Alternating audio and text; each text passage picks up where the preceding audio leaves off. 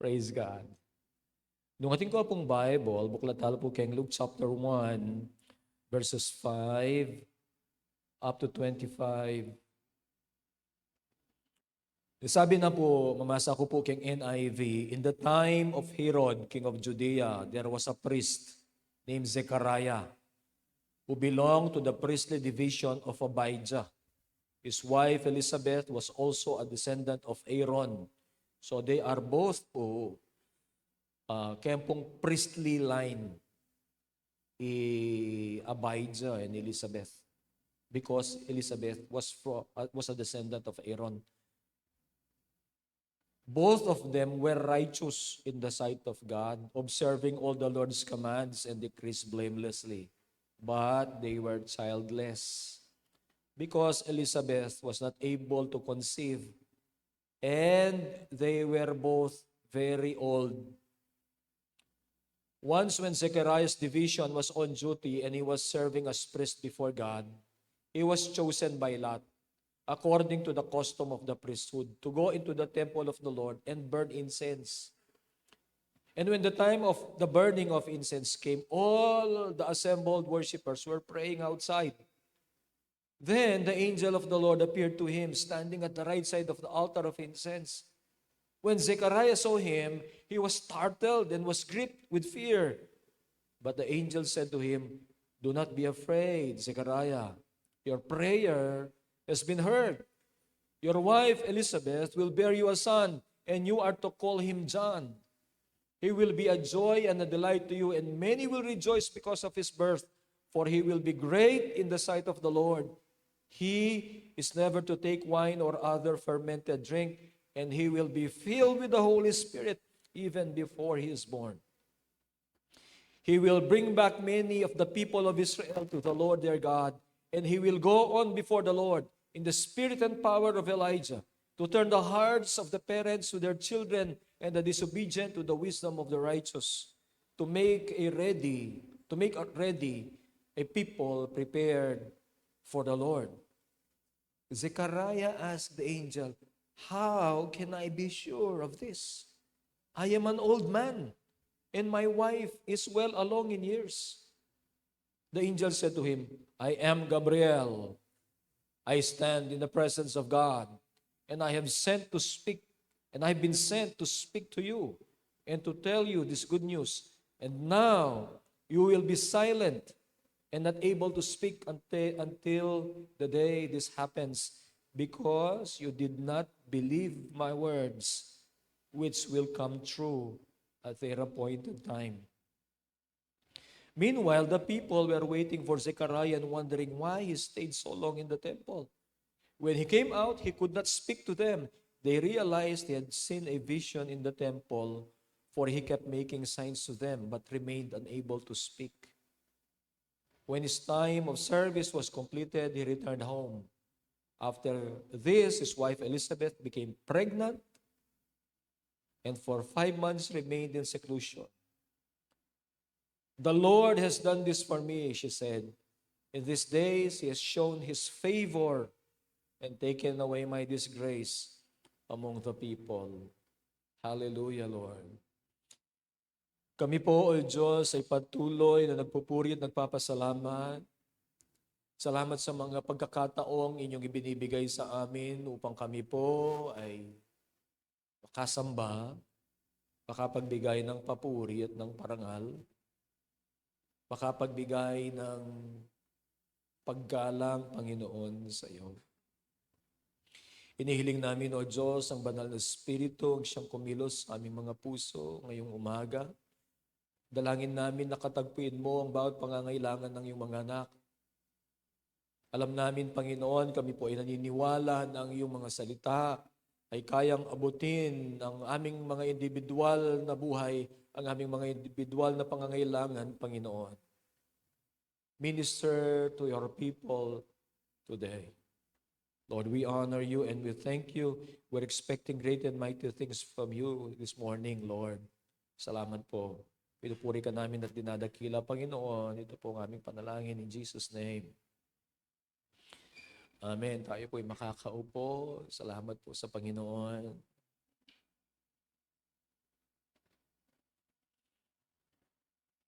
Ang mensahe po, ang pamagat ay The God Who Remembers.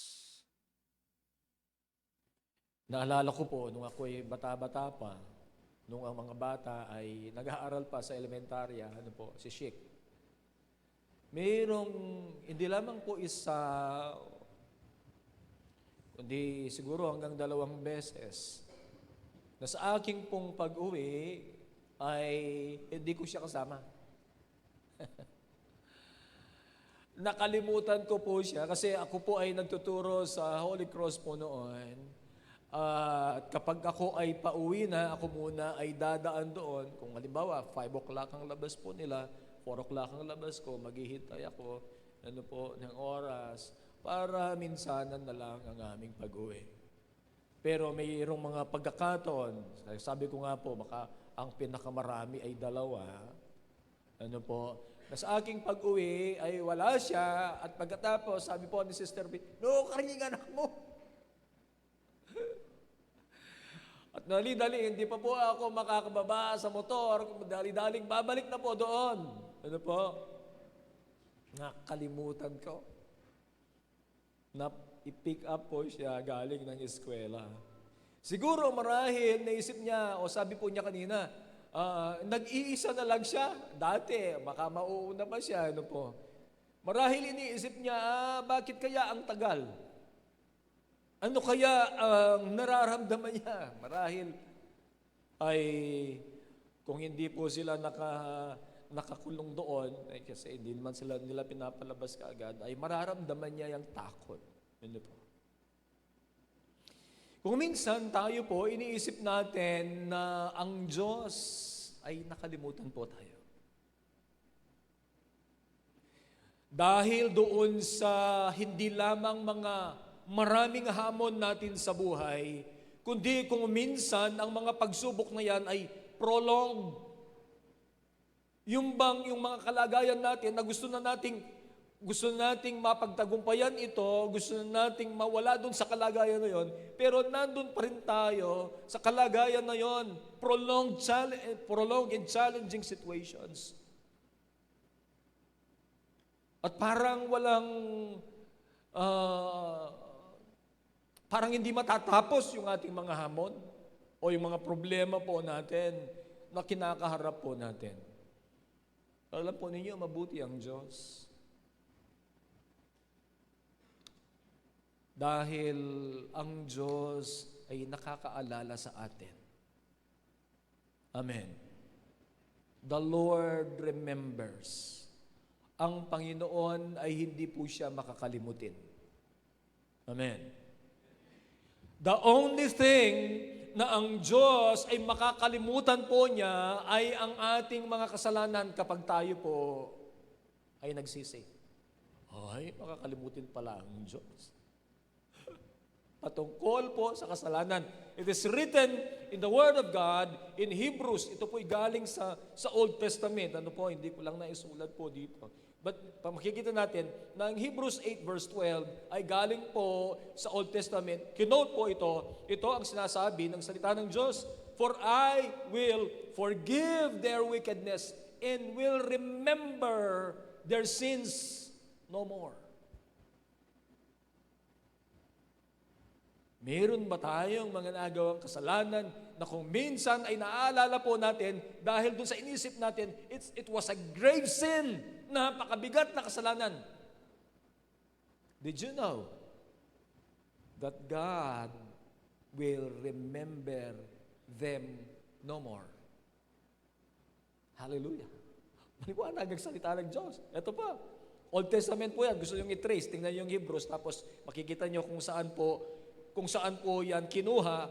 Pero binasa ko na lang po ang Hebrews 8:18, I will forgive their wickedness and will remember their sins no more. Sa Jeremiah, sinabi po yan, it's as if yan po ay inilagay doon sa gitna ng dagat ang ating mga kasalanan at nandoon, sa kailaliman ng dagat.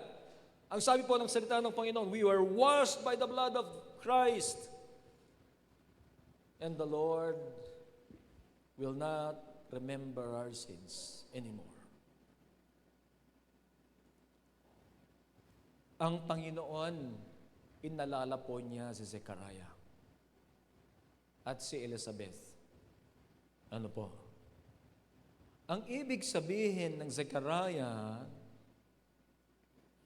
ay God remembers. God remembers. Inaalala ka ng Panginoon. Naaalala ka niya. Naisip ka niya. Ano po? At ang pangalang Elizabeth naman, ang ibig pong sabihin ay God's promise. O kaya po, God is my oath. God remembers at ang isa po ay God's promise or God is my oath. Kung pagsasamahin natin ito, ang pangalan ng mag-asawang ito, ano po, si Zechariah at saka po si Elizabeth, makikita po natin that God remembers His promises. God remembers His promises. Hindi tayo makakalimutan ng Panginoon. Inaalala tayo ng Panginoon. Ang sabi po sa Isaiah ay, makakalimutan ba ng ina ang anak na galing sa kanya? Nagtatanong po ang Panginoon. Alam po natin na hindi makakalimutan ng ina ang anak na galing sa kanya. Pero sabi ng Panginoon, pero kahit na malimutan ng ina ang anak na galing sa kanya, hindi kita malilimutan. God will always remember us. The Lord God is the one who remembers, and He will remember His people. Nandun sa kanyang puso, ano po. And the Lord God will bless them, and the Lord God will be with them. That's His name. Emmanuel, God with us. At ito po makikita natin ang favor ng Panginoon. Ano po? At ay ipaparanas ng Panginoon sa atin. Ang mensahe po ay the God who remembers. Una po makikita natin that the Lord remembers people who are righteous in His sight. Ang sabi po, ang description po sa mag-asawang ito, ano po, ang description po ng Bible, o ang sinulat po ni Luke sa mag-asawang ito ay, dun sa verse 6, makikita natin, both of them were righteous in the sight of God.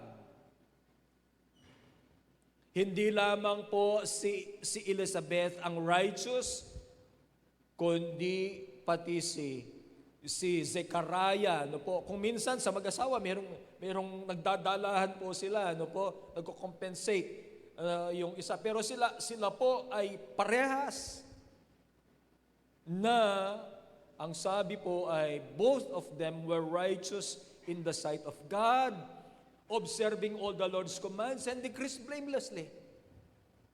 Naiintindihan na kaya po nila ang biyaya ng Diyos. Marahil hindi pa nila matanda, maalala o ma-interpret kung paano ang biyaya ng Diyos. Ano po? Kasi sa New Testament po yan eh. Yung grace, ano po, pagkaano ng Panginoon. Ano po?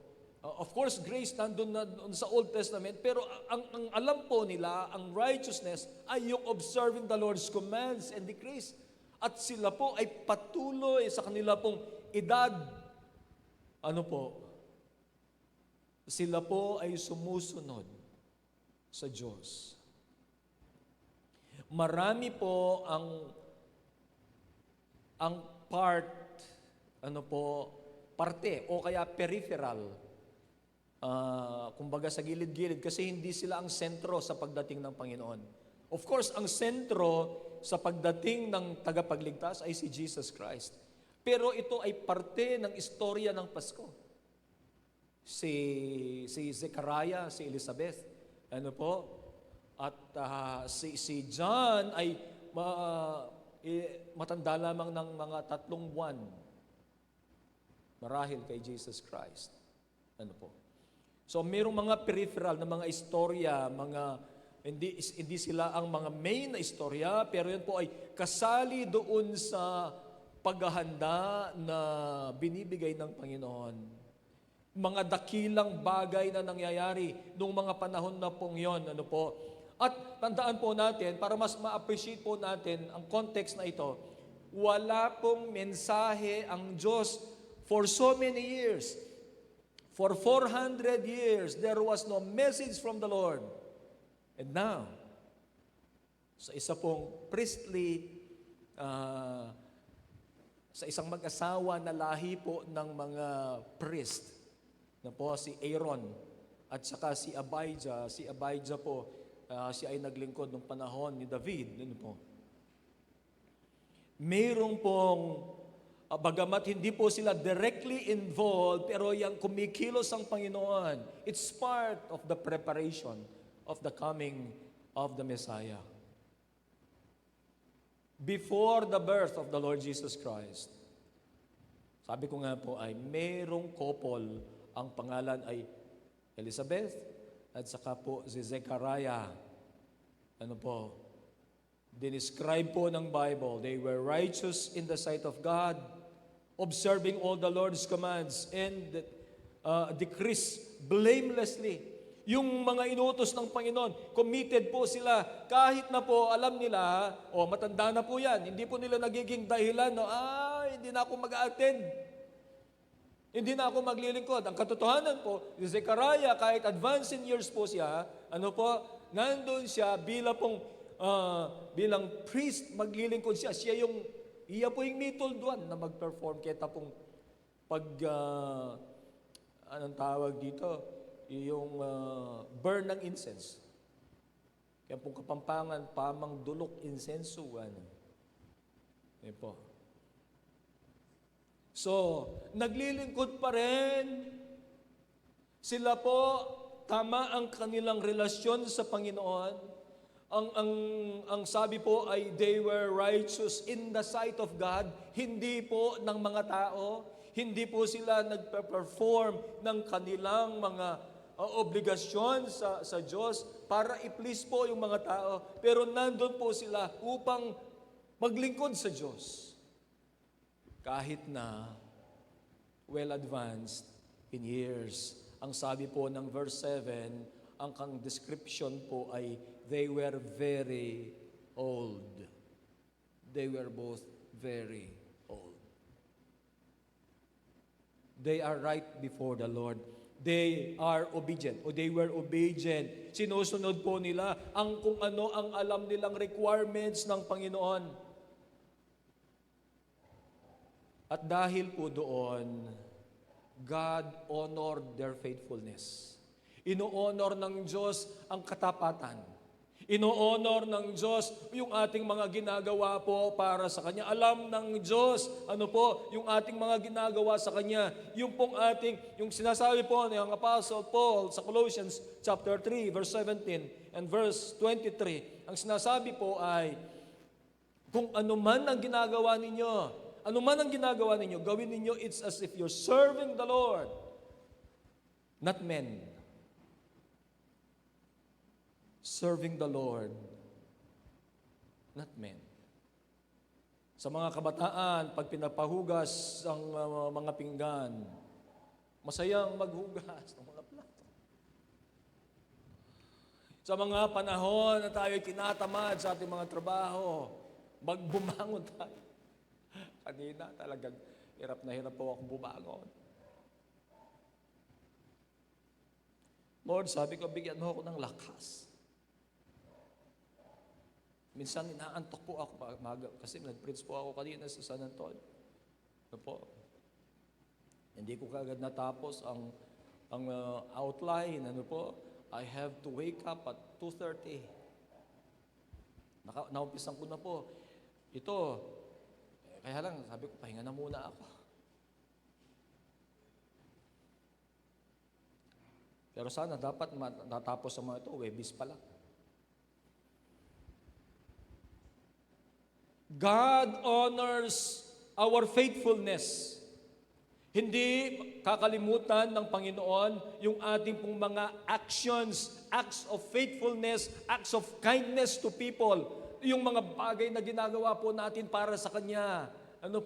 Yung mga tayo ay nagsasakripisyo na ginagawa natin ito para sa Panginoon. The Lord knows how to bless His people. The Lord knows our hearts na yun ay ginagawa po natin para sa Kanya. God honored their faithfulness. Ang Panginoon, hindi po niya kakalimutan yung ating pananampalataya, yung mga ginagawa po natin para sa Kanya. Ang sabi po ng Hebrews chapter 6 verse 10, God is not unjust. He will not forget your work. The Lord remembers. He will not forget your work and the love you have shown Him as you have helped His people and continue to help them.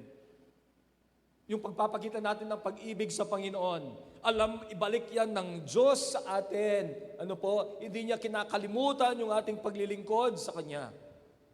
Kung ang mga tao o mga kumpanya na mga pinaglilingkuran natin, ano po, they know how to return, give back yung pong ginagawang pagtatapat ng kanilang mga empleyado. Hindi kaya masigit ang Diyos na ibalik niya sa atin kung yan ay ginagawa po natin para sa Kanya. The Lord, ang sabi po, oh God is not unjust. He knows how to give favor. He knows how to return. He will not forget your work and the love you have shown Him. I'm reading from Hebrews chapter 6 verse 10.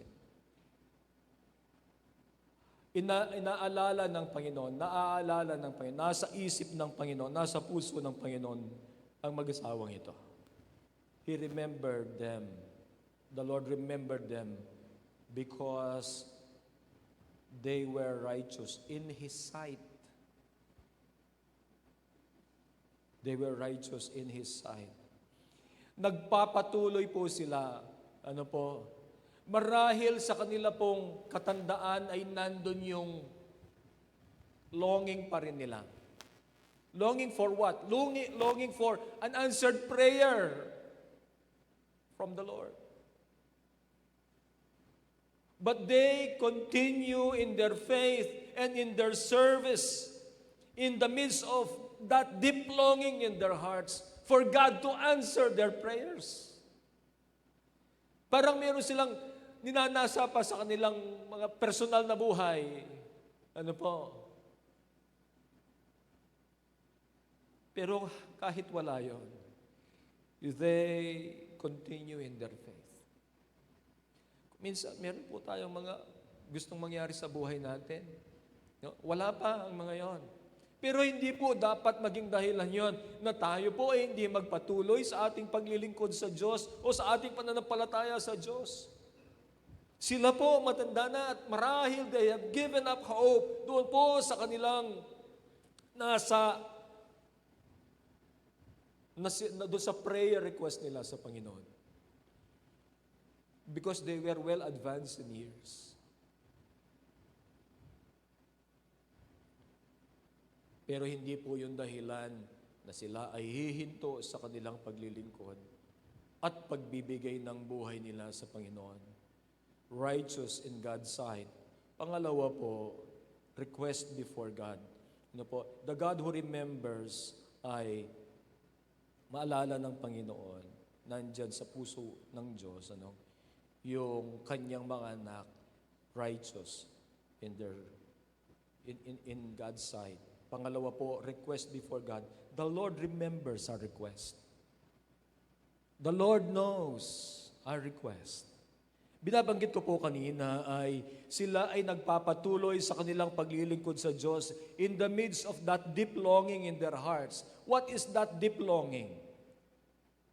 Na sila po ay magkaroon ng anak. Bakit, Pastor? Sinasabi na ba ng Biblia yon?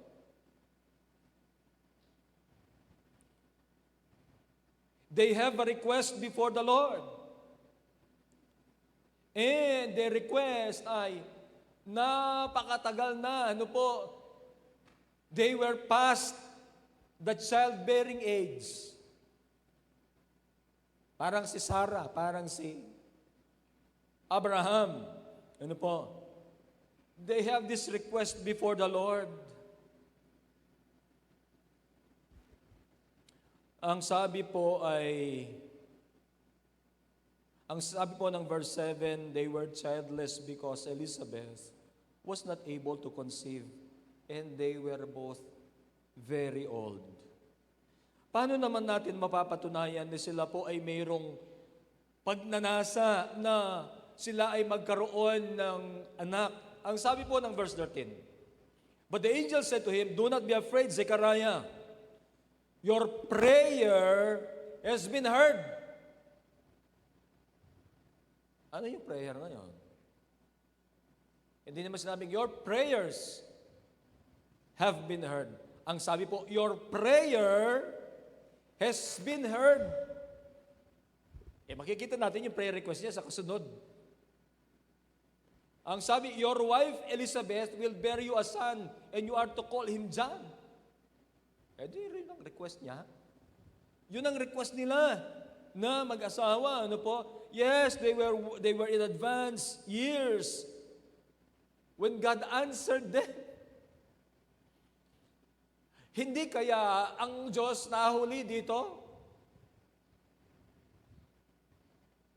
Bakit hindi, kung tutugunin rin lang ng Diyos, ano po, bakit hindi yung malakas pa sila? Maalagaan kaya nila yung bata?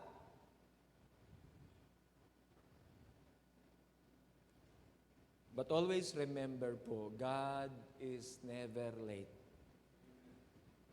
Ulit ko po, baka magtanong kayo, ay, tinatanong ni Pastor na gano'n.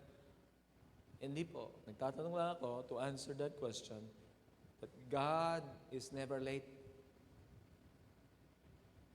Ang mga request po natin sa Kanya ay tutugunin po niya sa Kanyang tamang panahon. Tutugunin ng Diyos ang mga nasa ng ating mga puso nang ayon sa Kanyang kagustuhan, ano po, sa Kanyang panahon, at tayo po ay mamamangha. Sila po ay namangha eh.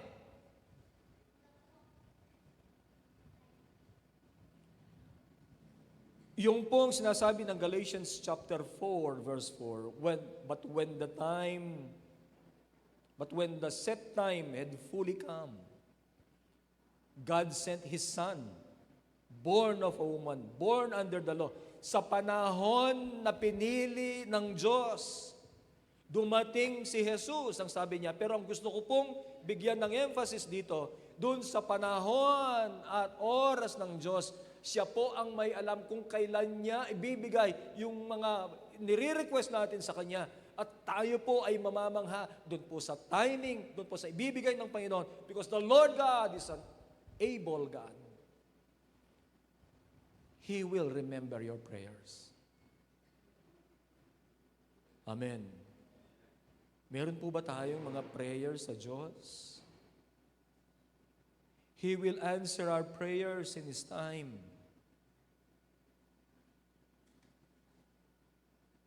At tayo po ay naniniwala na sa pagsagot ng Diyos sa ating pong mga panalangin, ito ay magdadala po ng kagalakan.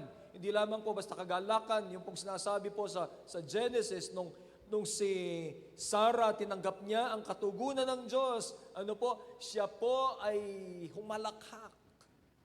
Laughter.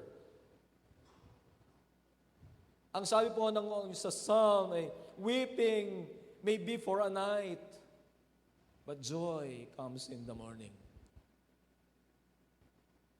God will remember you. Pero kung minsan, tingnan po natin si Zechariah, na-overwhelm siya. Na-overwhelm siya ng answer ng Panginoon. Biruin mo, ano po, nandun siya, representative po siya ng mga tao. Kasi priest siya eh. Tandaan po natin, priest. Nagre-represent ng mga tao at siya yung represent ng priest, ang Diyos sa mga tao. Ano sila? Jesus Christ is our high priest. Siya po yung nag-gaano sa atin. Ano? Siyang nag-mediate sa atin. Pero as priest, ano po, si Zechariah ay nandun sa presensya ng Panginoon. At dahil po siya ay nandoon, nung nandun na po siya, merong dumating na angel. Ano po? Imaginean lang po natin ito. Kung kaya merong dumating na angel ngayon. Sasabihin niya sa akin, haluan mo ngayon kang mag-pray, sako pa. Meron akong mensahe kay Brother Ping, ano mo. Kaya mamangha. Hindi kaya tayo mamangha. Siya lang yung nandoon. Dapat sana ang mensahe ay para sa mga tao. Pero siya po, nung ang angel ang dumating, ang Diyos ay merong mensahe sa kanya mismo. Hindi sa mga tao. Mensahe ng Diyos sa kanya mismo, at ang sabi ay, do not be afraid, Zechariah, your prayer has been heard. Your wife Elizabeth will bear you a son, and you are to call him John. He will be a joy and a delight to you, and many will rejoice because of his birth, for he will be great in the sight of the Lord. So, hindi lamang po yung kalagayan nila ngayon na sila ay magkakaroon ng anak, sinabi rin yung future ng kanyang magiging anak. Ano po? He is never to take wine or other fermented drink, and he will be filled with the Holy Spirit even before he is born. Nangyari ba yun? Nangyari po yun. Kailan siya na-filled ng Holy Spirit? Nung magkita po si Elizabeth at saka si Mary, siya po marahil 6 months old dito sa tiyan ng nanay niya, si Jesus 3 months old sa tiyan ni Mary. At sabi ng Biblia ay lumundag yung si John sa anak sa tiyan ni Elizabeth. And he was filled with the Holy Spirit. John was filled with the Holy Spirit. Nangyari po ito. Ano po? At ano bang mangyayari? He will bring back many of the Lord, of the people of Israel to the Lord their God, and he will go on before the Lord in the spirit and power of Elijah, to turn the hearts of the parents to their children and disobedient to the wisdom of the righteous, to make ready a people prepared for the Lord. Ibig sabihin, ano po, ang fulfillment po, pagdating po ng angel na ito, itong gusto kong bigyan ng emphasis po, na hindi lamang sila magbibigay ng kagalakan sa kanila po sa bibigyan ng anak, bagkos yung kanila pong anak will be great in the sight of the Lord. Sinabi na ng anghel kung ano ang mangyayari kay John. Hindi kaya namamanghang balita ito. Hindi lamang para sa kanila, kundi para sa kanilang anak at para sa Israel. At siya ay magagamit upang ihanda ang daan ng Panginoong Jesus. Mamamangha ka talaga. Ang verse 18, ano po sinasabi? Zechariah asked the angel, how can I be sure of this? May manghaya po. Nag-grasp ng kanyang kaisipan, hindi mag-grasp ng kanyang kaisipan. Ang sabi niya, I am old and my wife is well along in years. How can this be? Nakalimutan niya yung Old Testament niya. Nakalimutan niya si Sarah at saka si Abraham.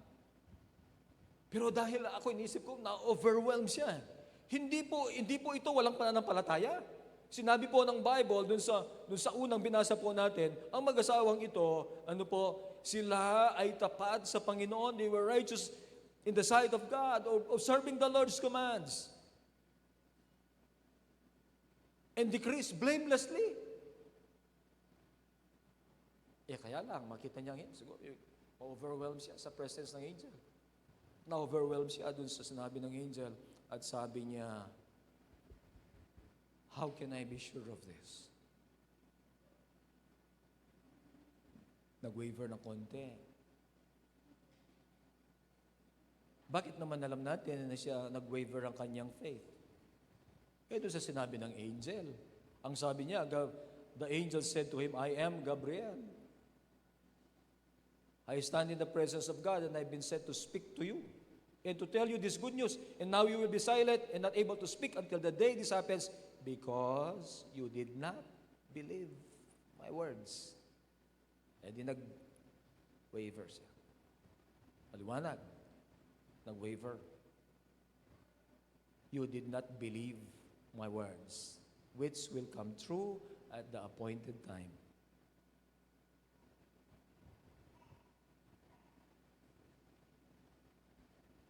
Na-overwhelm po siya doon sa answer ng Panginoon. Talagang Diyos po, pag nag-answer po yan, ma-overwhelm tayo. Hindi ba't, kasi ito po yung ano dyan, hindi ba't pinapanalangin niya yan? Sabi doon sa binasa natin kanina na-answer ang prayer nila. At ang prayer nila ay magkaroon siya ng anak. Pero bakit ngayon, hindi niya ma-grasp, hindi niya mapaniwalaan na overwhelm siya. It was very hard to grasp by the human mind. And he can hardly believe it. Ang lesson po doon ay, let us always believe even on the things that are impossible. Pag involved ba yung Panginoon? Isa pa pong pagkakataon na ang isang mananampalataya o ang mga mananampalataya, nanalangin sila, pero dumating ang resulta ng panalangin, hindi sila makapaniwala. Sa Acts po, si Peter at saka si James dinakip. Si James po, pinatay sa kulungan. Pinugutan po ng ulo. Pinapanalangin nila si Peter, na si Peter ay, marahil of course, ang pinapanalangin po nila ay, siya po ay makaligtas sa kamatayan. Siyempre, natural na prayer request nila. Noong kinagabihan po, mayroong dumating na angel na naman.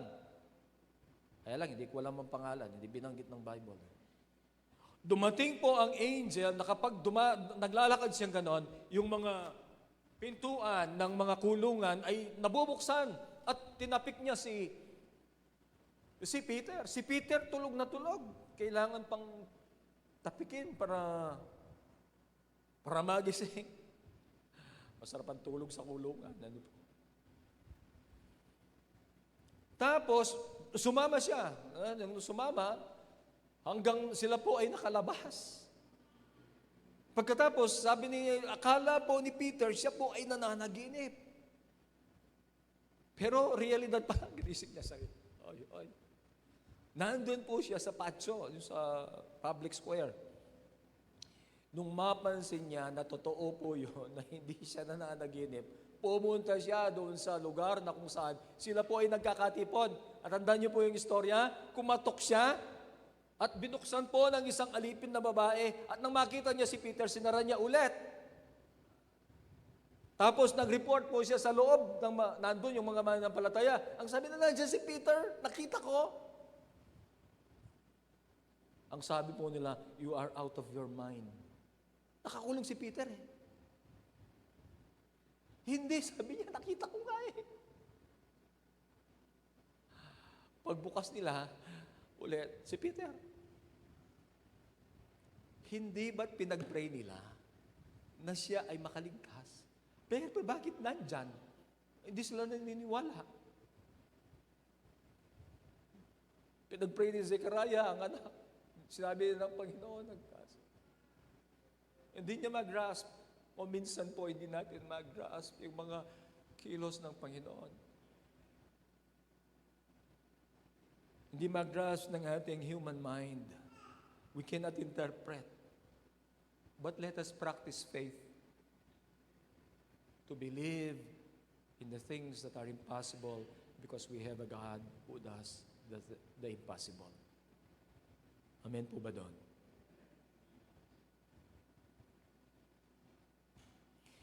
Let us always bear in our hearts that God can do the impossible when He remembers our request. Meron tayong request, imposible, kaya ng Diyos. Let us believe. Ang sabi po doon sa Acts chapter 10 verse 4, the angel answered, your prayers and your acts of charity to the poor have come up as a memorial offering before God. Pag sinabi nating memorial, ang naisip natin, cemetery. Tama po ba? Tama ba ako? Pag sinabi nating memorial, hay, noon they're living. O kaya, sa yung iisip natin patungkol sa patay. Pag memorial, ano po. Pero ang memorial po ay remembrance, memory. Ano po. So, ang sabi po ng Acts 10:4, yung ating mga prayers and our acts of charity, acts of love, ano po, they are a memorial before God. Ibig sabihin, yung mga prayers natin, prayer request natin, nandyan sa harapan ng Panginoon. They act like a memorial, nagpapaalala sa Panginoon. Huwag tayong tamarin sa prayer. Amen. Amen. God's answer to our request will have an impact in our lives. Kasi may request nito, di ba, si Zechariah, it impacted his life. At hindi lamang po ang buhay nilang mag-asawa, kundi ang kanilang anak, at hindi lamang si John, maging yung mga paglilingkod ni John, yung si John ay ginamit ng Panginoon upang mangaral ng salita ng Panginoon. Ano bang pangangaral po ni John? Sabi niya, ito yung sinasabi ni John, repent, for the kingdom of God is at hand. Magsisi. Meron bang mga sumunod sa kanya? Meron nga siya 2 disipulo na sumunod kay Jesus Christ. Si Andrew at saka hindi ko na po alam yung isa. Pero 2 yun.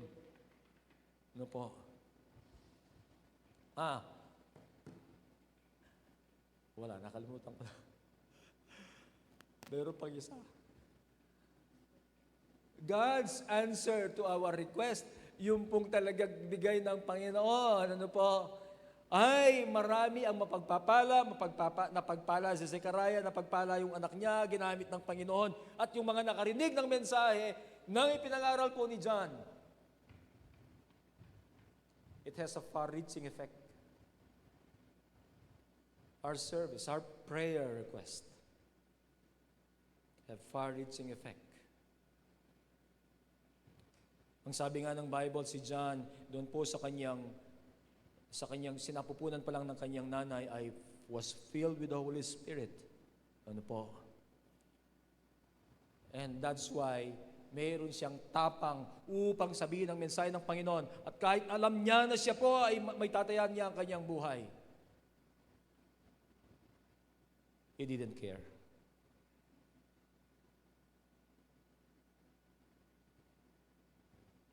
Basta mapaglingkuran niya ang Diyos. And he served the Lord. He served his Messiah until his last breath. Ang maganda po kay John, he pointed many people to Jesus Christ. At sana ganun ang buhay natin. Na si John, siya po ay answer to the prayer of Zechariah and Elizabeth. At ang John na ito ay marami ang itinuro na magbalik loob sa Panginoon. Repent, for the kingdom of God is at hand. Makita natin ang kanyang puso ay ganito.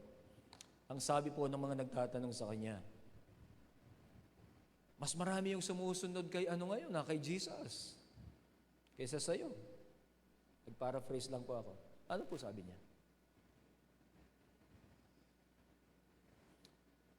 Let him increase. Me, decrease. Hindi naman ako talaga ang dyan eh. I'm not the main character. Si Jesus yan, sabi niya. Let him increase.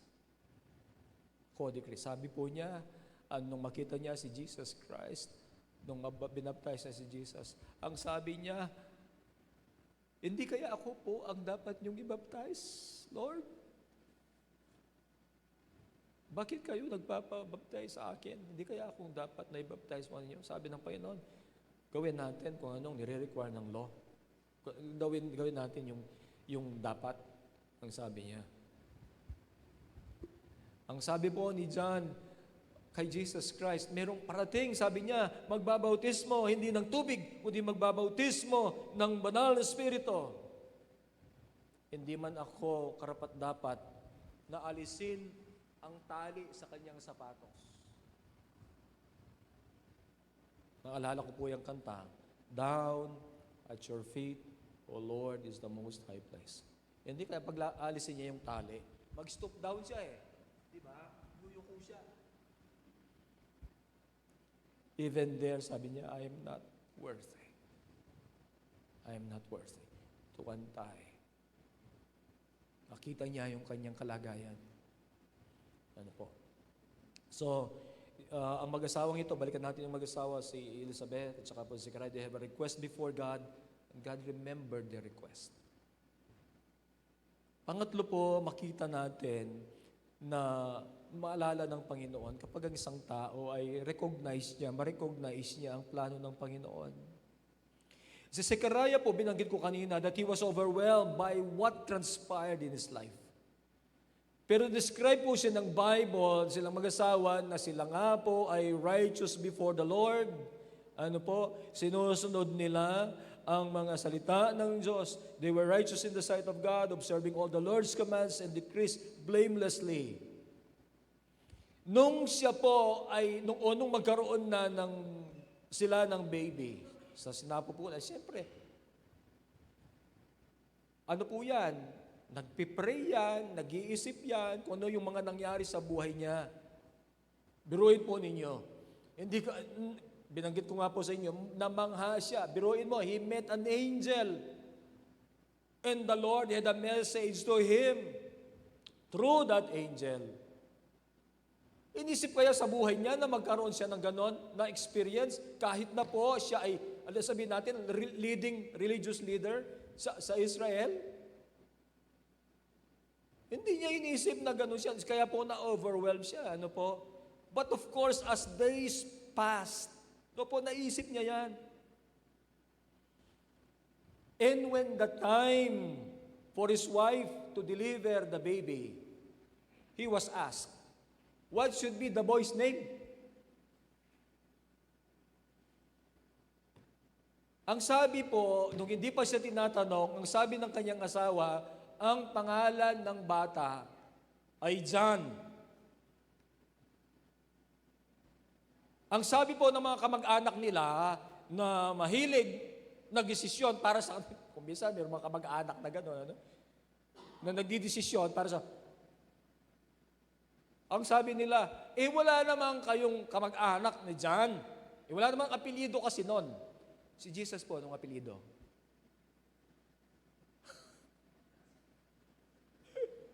Walang apelyido, mga tao. Nadi-describe sila doon sa kanilang mga trade. Ano po? Nadi-describe sila sa kanilang mga trade. Kahit ngayon, mayroong mga apelyido na base sa kanilang trade. Halimbawa, mayroong singer. Ang pangalan ay Karen. Kung ano si Karen, anong lahi ni Karen? Karpentero. Karen Carpenter.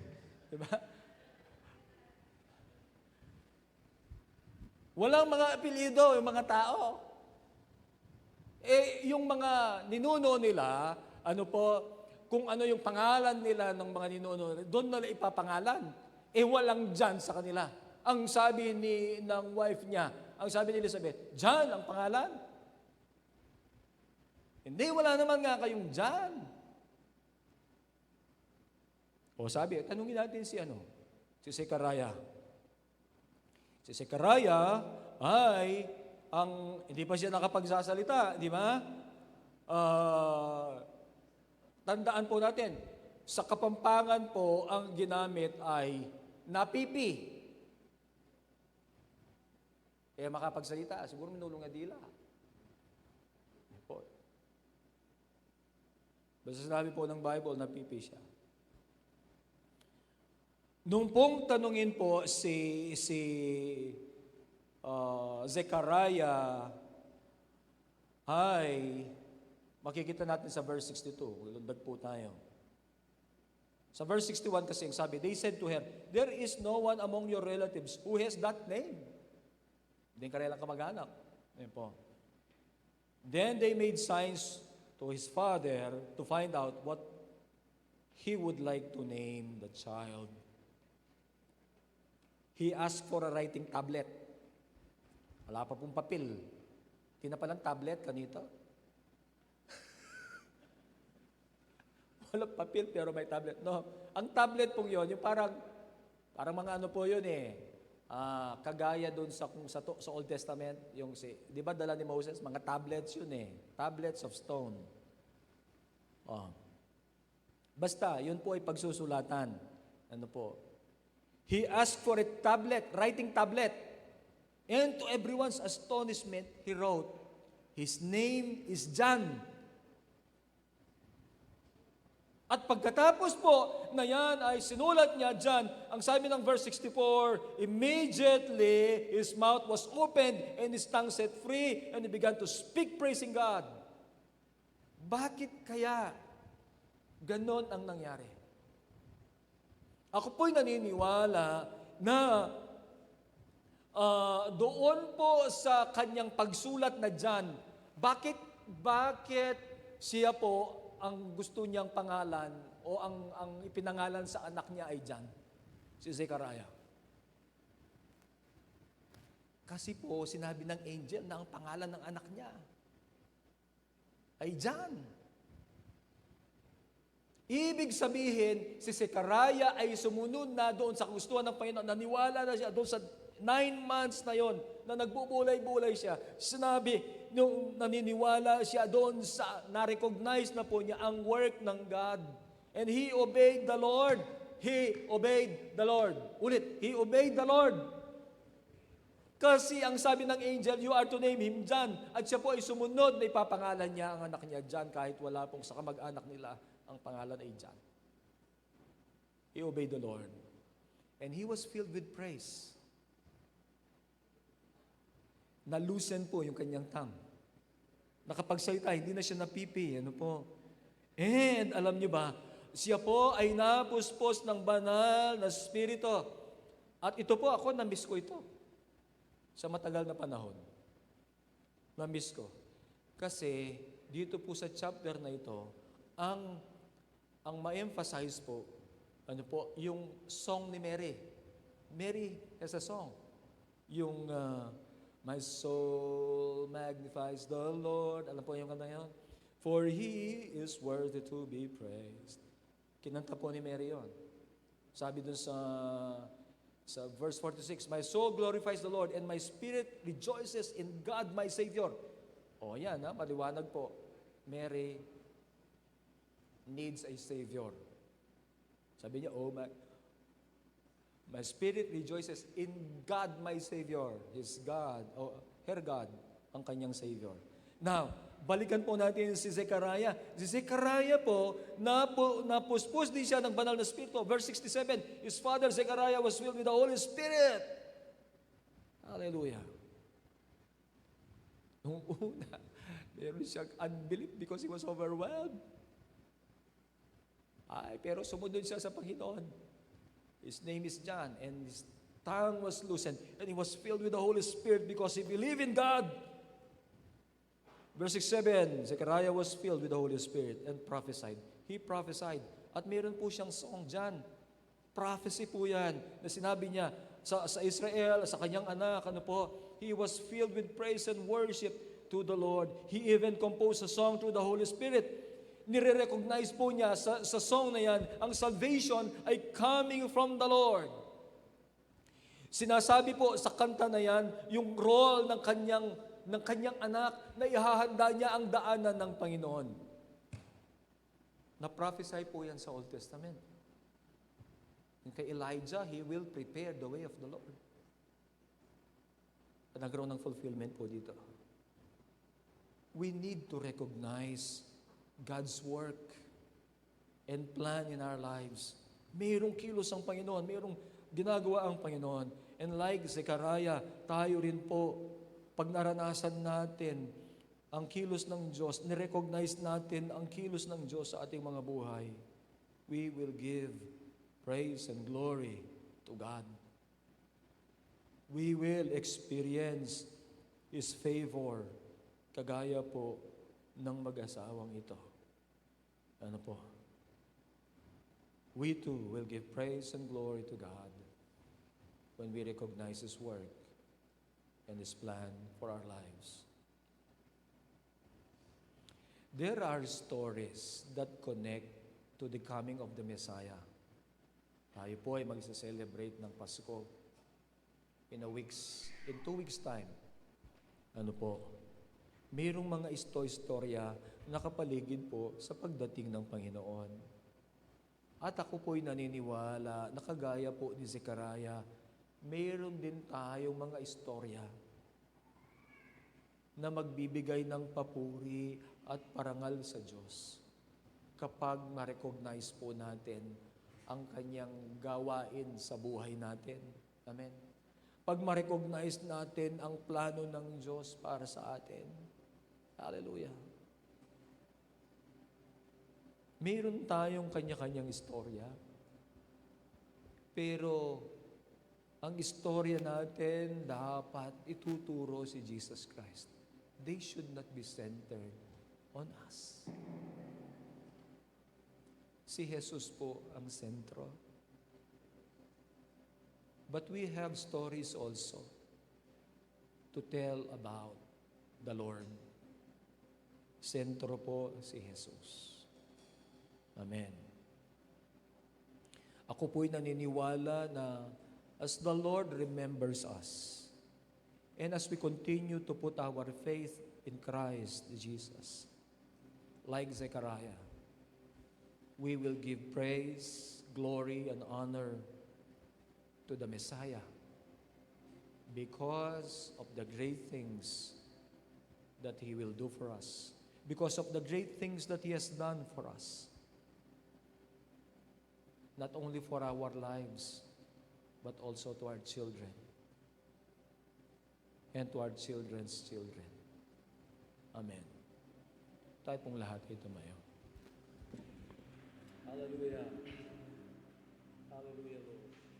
We honor you. Praise the Lord.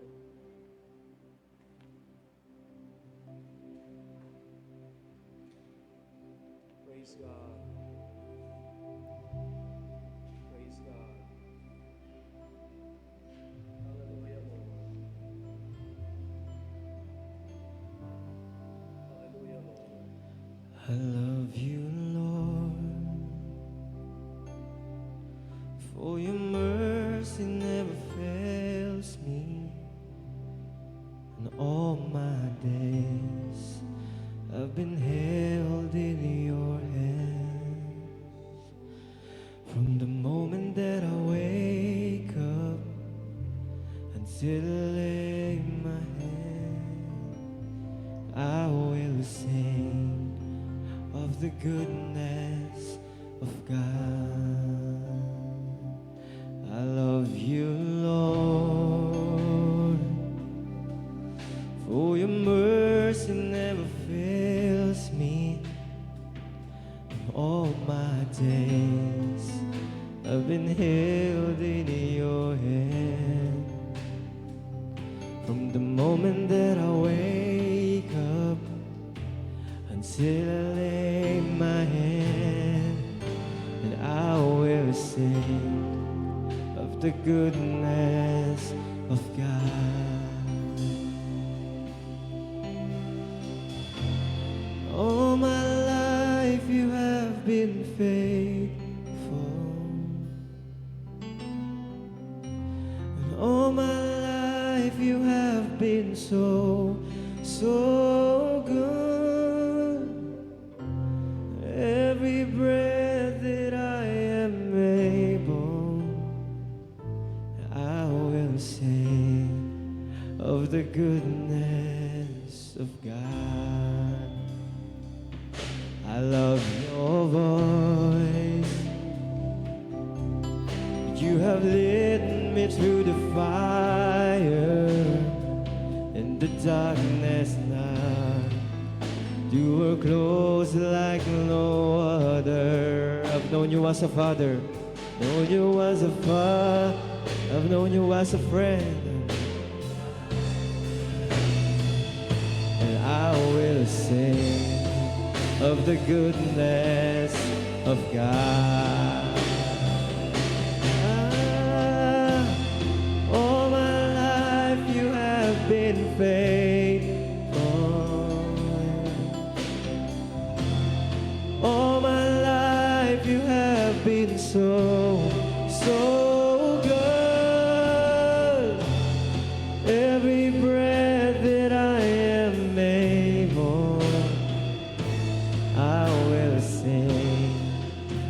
goodness of God.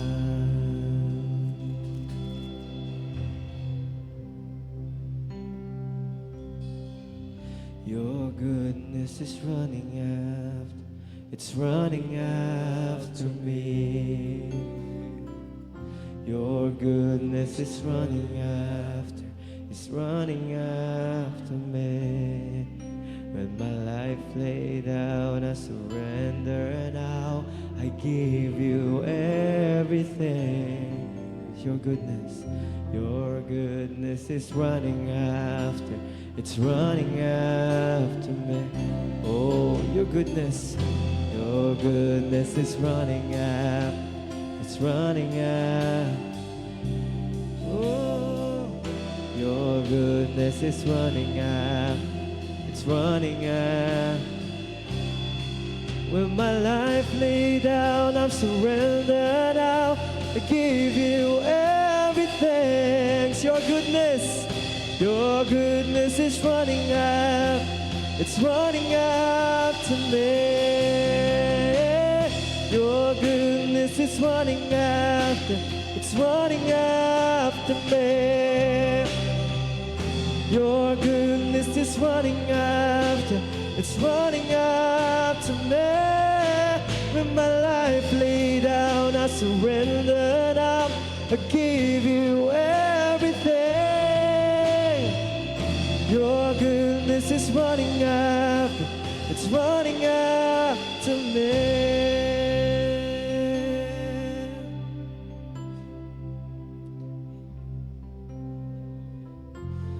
All my life you have been faithful. Amen. You will always be faithful. All my life you have been so, You will always be so good. Thank you, good. Lord. Hallelujah. Every breath that I am able, I will sing Praise of the God. goodness, God.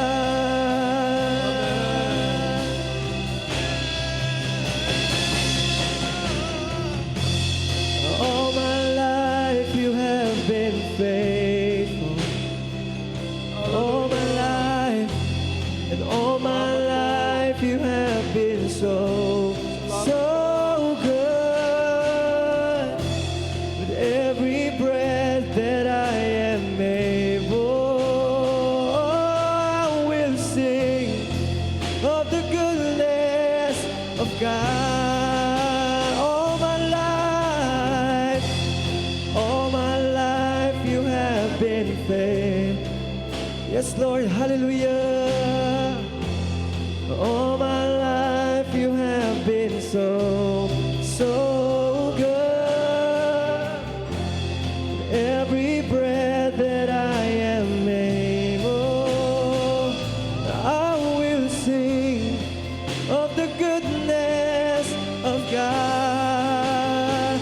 Oh, I will sing of the goodness of God. I will sing of the goodness of God. Amen. Salamat po, Ginoo. Salamat po, Diyos. Can a mother forget the baby at her breast and have no compassion on the child she has born? Though she may forget, I will not forget you.